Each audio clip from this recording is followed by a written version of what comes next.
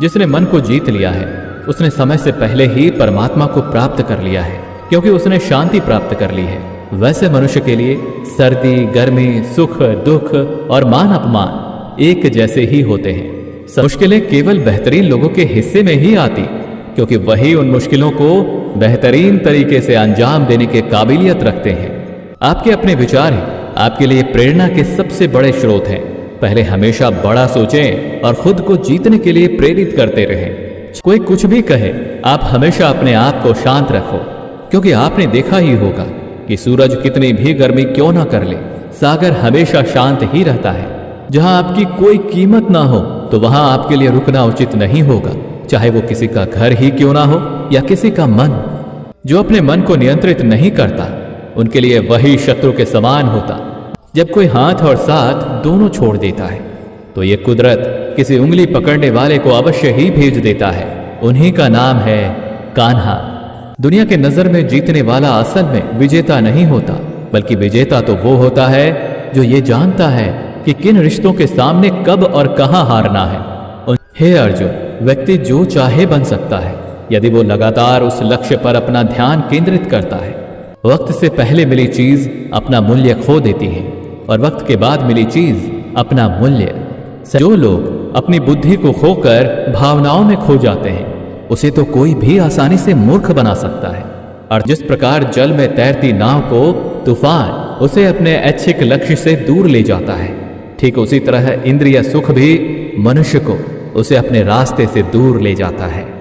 आत्मा पुराने शरीर को वैसे ही छोड़ देती है जैसे मनुष्य पुराने कपड़ों को उतार कर नए कपड़ों को धारण कर लेता है। हमारा खुद पर विश्वास होना अत्यंत आवश्यक है, क्योंकि हमें अपने रास्ते पर खुद ही जो चलना है।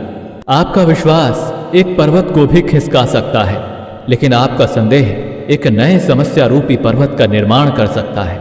वक्त कभी भी एक जैसा नहीं होता। उन्हें भी रोना पड़ता है जो बेवजह दूसरों को रुलाते हैं। कभी भी स्वयं को अपनी आत्मा की इच्छा के लिए अपमानित ना करें, क्योंकि इच्छा स्वयं का मित्र भी होता है और इच्छा ही स्वयं का शत्रु भी। अपनी इच्छा शक्ति के माध्यम से अपने आप को एक नया रूप प्रदान करें। खुद को कमजोर कभी नहीं समझना चाहिए। अगर आप कभी गिर जाते हैं तो खुद से उठने का प्रयास करें।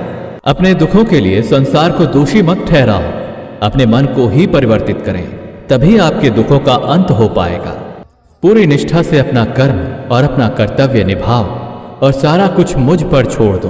हो सकता है हर दिन कुछ अच्छा ना हो, लेकिन हर दिन कुछ अच्छा तो जरूर होगा। एक उपहार तभी असली और पवित्र होता है जब वो हृदय से और अच्छे मन से सही व्यक्ति और सही समय पर दिया जाता हो, और उस उपहार पाने वाले व्यक्ति को उसे उपहार के प्रति कुछ मिलने की कोई उम्मीद ही ना हो।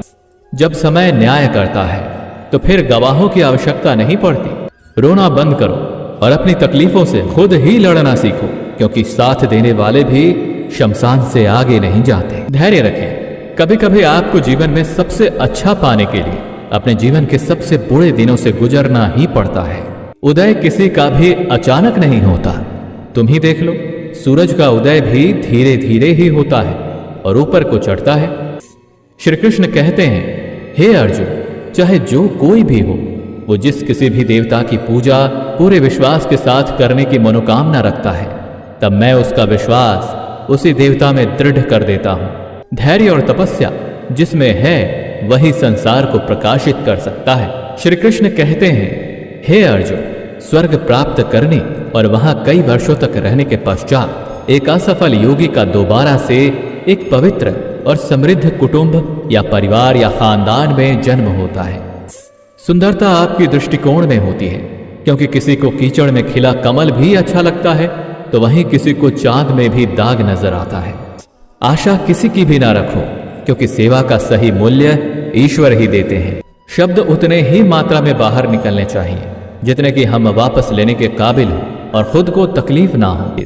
जब कभी भी हमारा मन अशांत हो तो उसे वश में करना कठिन होता है, लेकिन अभ्यास से उसे नियंत्रित किया जा सकता है। अहंकार और संस्कार में फर्क होता है, जिसमें अहंकार दूसरों को झुकाकर खुश होता है, जबकि संस्कार तो स्वयं को झुककर खुश होता है। जब अपने ही परिवार के सदस्य अप्रिय लगने लगे और पराये अपने लगने लगे तो समझ लीजिए कि विनाश का समय शुरू हो चुका है। अकेले रहना यह भी सिखाता है कि वास्तव में तुम्हारे पास स्वयं के अलावा और कुछ भी नहीं है। जब लड़ाई सत्य और असत्य की होगी तो सत्य अकेला खड़ा होगा और असत्य की फौज लंबी होगी, क्योंकि उस असत्य के पीछे मूर्खों का भी झुंड होगा। जो आपका है वो आपको मिलकर ही रहेगा, चाहे उसे छीनने के लिए पूरी कायनात ही एक क्यों ना हो जाए। क्रोध आने पर चिल्लाने के लिए ताकत नहीं चाहिए, लेकिन क्रोध आने पर शांत रहने के लिए बहुत ज्यादा मात्रा में ताकत की आवश्यकता होती है। दो प्रकार के व्यक्ति स्वर्ग से भी ऊपर होते हैं। पहला, जो शक्तिशाली होकर भी क्षमा कर देते हैं और जो दरिद्रता में होने के बावजूद भी दान पुण्य का काम करते हैं। किसी व्यक्ति को अच्छे से जाने बिना ही किसी दूसरे के द्वारा उसके बारे में कहे गए बातों को सुनकर ही उसके बारे में कोई धारणा बना लेना मूर्खता होता है। प्रेम शरीर या सुंदरता को देखकर नहीं, प्रेम तो हृदय से होता है। जहां दो हृदय का मिलन होता है वहीं प्रेम का जन्म होता है। अगर अच्छे और साफ नियत से मांगा जाए तो ईश्वर उससे भी ज्यादा बढ़कर देते हैं। मेरा तेरा, छोटा बड़ा, अपना पराया मन से निकाल दो, फिर सब तुम्हारा है और तुम सबके हो। जो भी हो गया वो अच्छा ही हुआ, और जो हो रहा है अच्छा हो रहा है, और जो होगा वो भी अच्छा ही होगा। जीवन में यदि अत्यधिक खुश रहना है तो अपना ध्यान उस चीज पर दें जो आपके पास है, और उस चीज पर नहीं जो दूसरों के पास मौजूद है। जब विनाश होना आरंभ कर देता है तो उसकी शुरुआत अपनी वाणी पर संयम खोने से ही होता है। संकट में सहनशीलता, वैभव में दया और विपत्ति में धैर्य ही संसार में श्रेष्ठ व्यक्तियों का गुण होता है। जिस दिन हमें यकीन हो जाएगा कि हमारा सारा काम ईश्वर की मर्जी से होता है, उस दिन हमारी सारी परेशानी दूर हो जाएगी।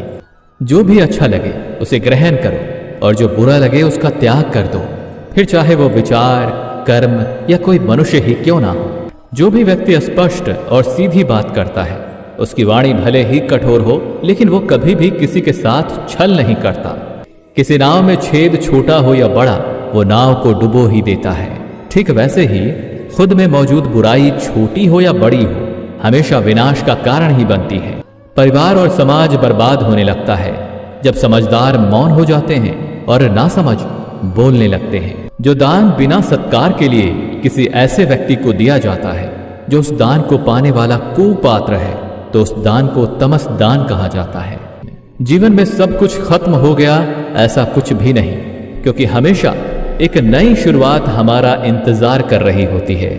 आपको जो भी भविष्य में मिलता है वो आज वर्तमान में आपके द्वारा किए गए कर्मों का ही परिणाम होता है, और जो अभी आपके पास है वो आपके पहले के कर्मों का ही फल होता है। आप वापस जाकर शुरुआत को नहीं बदल सकते, लेकिन आप जहां वर्तमान में हैं वहीं से आप एक नया शुरुआत कर सकते हैं और अंत को निश्चय ही बदल सकते हैं। दोस्तों, इस वीडियो से आपने कुछ भी सीखा हो तो इस वीडियो को लाइक कर दीजिए और चैनल को सब्सक्राइब करके नोटिफिकेशन बेल आइकन को क्लिक कर दीजिए। साथ ही वीडियो को शेयर कीजिए ताकि औरों को भी ये अमूल्य ज्ञान मिल सके। धन्यवाद।